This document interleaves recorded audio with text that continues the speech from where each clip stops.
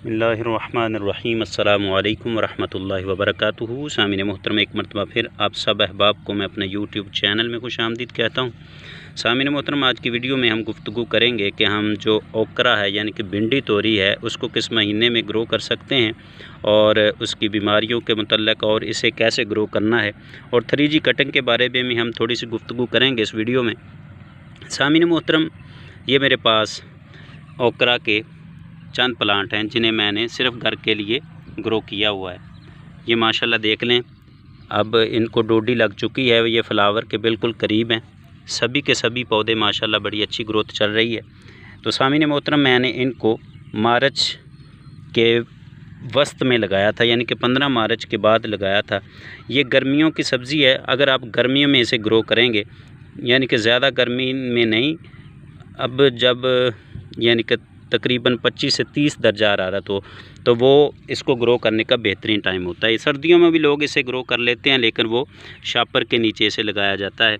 और फ्रूटिंग जो इसकी जो सब्ज़ी है, इससे जो हमें फल है वो मिलता है, वो मार्च के आखिर में यानी कि मिलना शुरू हो जाता है।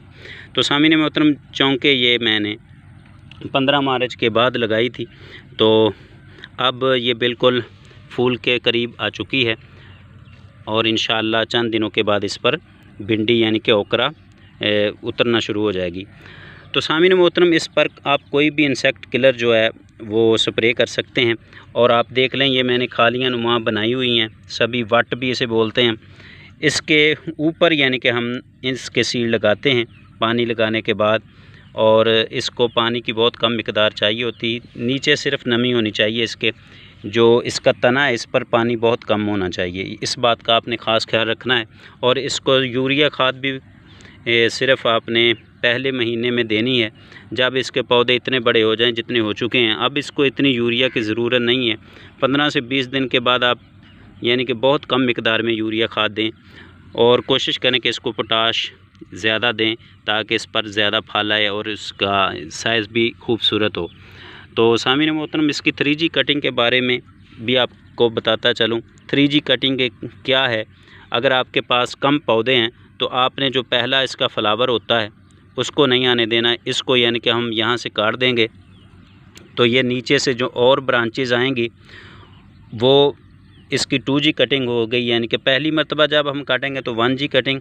जब नई ब्रांचेज़ आएंगी उस पर जब फल आएगा तो उसको भी काट देंगे तो नई इसकी शाखें निकलेंगी तो वो 2G कटिंग होगी। यानी कि जब फिर आप इसी तरह से तीसरी मरतबा भी करेंगे तो वो 3G कटिंग होगी।